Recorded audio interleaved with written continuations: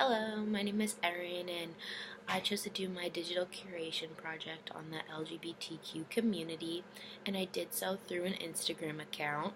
I named the Instagram account A Voice for the Silence just because I felt like this community, like many others, is misrepresented in the media, most oftentimes in a negative way, and society really plays a huge role of that. They really listen to stereotypes, they stigmatize, they really listen to the media on a lot of things, and we all know how biased the media can be. So I chose to do it on this because of my internship site. I myself am not a part of the LGBTQ community, but I did an internship with the Rutgers University Behavioral Healthcare in their school settings this semester, and I was part of the Bridge program that's in South Brunswick High School and middle schools. And what the Bridge program is it's a welcoming and accepting space that not only welcomes the LGBTQ community, but all students that just want to come and be who they are, say what they want to say, and not be judged for maybe even a fraction of a moment in their school day. And for this community, that's really important, especially in South Brunswick. The school system is huge. So to feel like they can escape from the larger aspect that is their life and just come to this smaller space and finally feel like they can breathe, it's more important than you can even know. So I've learned a lot. A lot of our students that come are trans, gay, gender fluid, and then some are just straight and have friends that are and just want to come hang out and are accepting. And I've never been in a more accepting place. And I work with kids from 11 to 19, and I've never met more accepting 11-year-olds in my life. So I really wanted to give a space for people to understand other people that they might not interact with on an everyday basis, or maybe not at all. So I was really inspired by the kids that I work with. I really want to help other people become just like them, just become accepting. So I made an Instagram account, and my first couple posts were pretty political just because Trump's presidency was new, and members of this community are still very much weary about their future in this country, just because of our very traditional Republican president and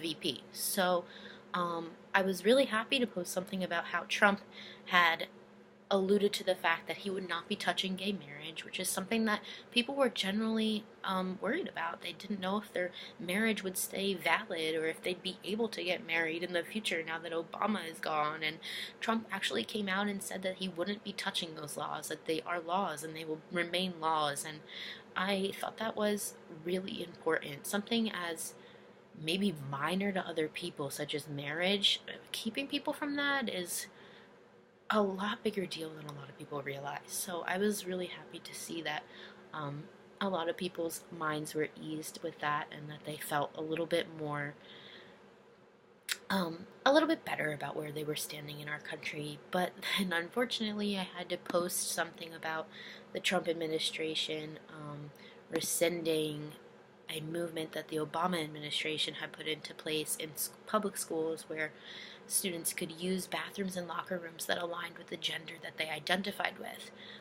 The Trump administration actually took that back, and I got to see what that was like. So unfortunately, the kids in my high school and middle school, they have to use the nurse's room to go to the bathroom. They have to use the nurse's room to change for a gym. And it's a lot of extra time, a lot of extra effort outside of their normal routine, outside of any other student's routine that doesn't fit this criteria. And they've gotten written up for walking the halls because they have to go somewhere else to change for gym. And then they're already done and they're not by the gym. So they're like, where are you going? And it's just, it boggles my mind that it's still so misunderstood. Like, do you not know that I have to walk all the way to the nurse's room to change for gym every day? Like, it's just, and I got to see firsthand what that was like, and it really made me sad that the Trump administration took that back, because again, something that other people clearly don't see as important is extremely important. You're disconfirming how that person is feeling. You're disconfirming that that person is that gender when clearly that's how they feel that they are. And by saying, you need to get changed in this small room across the school by yourself,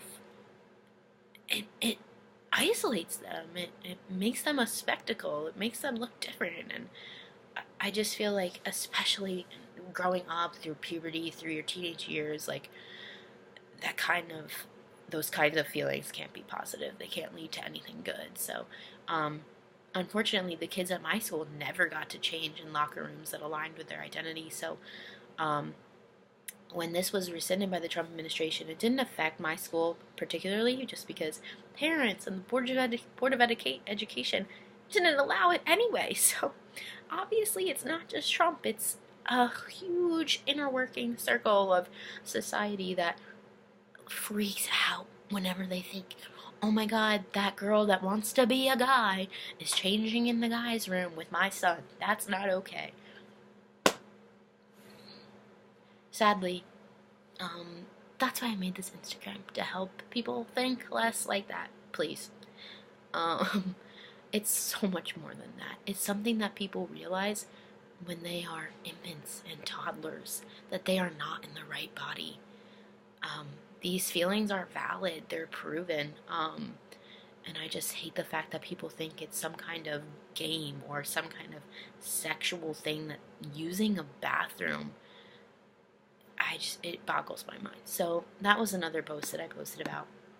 And then one of my favorite posts, a series of posts that I did, was I found an article about how they had asked people with gender dysphoria to create art that represented what that felt like. So what gender dysphoria is the feeling of being in the wrong body. So I posted 3 successive photos of 3 different artists and their interpretation of what it feels like to them to have gender dysphoria. And if you look at the site, the theme is really it's very much so trapped and imprisoned, and one of them is cuffed by the leg to a boob, and the other one is unraveling from a shell of a female body to become a man, and the other one is a very feminine body with boobs with like jail bars on top of the body. And one really gets the sense of, again, imprisonment and trapped and just wanting to get out and being held back by this feeling of being in the wrong body. So I can't even imagine what that must feel like, and that's why I wanted to use art as a form to help other people understand. You don't have to read anything, you don't have to listen to anything. Just look at this image and what does it make you feel like? What would you feel like if you felt the way you feel and looked down and didn't see the same thing? If I looked down and I was a man, I know that I wouldn't feel right. I know I wouldn't feel right. So if any shred of you can believe in that and feel that for one moment by looking at art, I think that's amazing. And I think that art is an awesome outlet for those people and another way of universally understanding others. So I thought that was a fun way to incorporate, again, personal experiences of the LGBTQ community and gender dysphoria. I also posted about gender confirming surgery and the cost of that. I posted a picture, like a beautiful picture of Jamaica, and like really started with, "Oh, isn't this place so nice? Like, wouldn't you love to go here?" And I went on to talk about how Jamaica is actually one of the most homophobic places on earth, and one of the most violent and unsafe places for members of the LGBTQ community to live. And I went on to talk about the personal experience of one man who had to move repeatedly because he kept being raped by members of his community just because they found out he was gay. It would beat him, rape him, and when you look at Jamaica, you're only thinking about the beach, you're only thinking about, "Oh, I'd love to go to vacation there." No one hears about Jamaica, the most homophobic place on earth. That's not their catchphrase. So I thought that was really interesting. I learned a lot from that article, so I wanted to let other people know about it. And I just posted a little bit more about other stuff that was going on in the news and like key figures. I posted about Beauty and the Beast and their gay character. And I'm just really excited to have the opportunity to talk about something that needs to be talked about. I wanted to display it in a different way.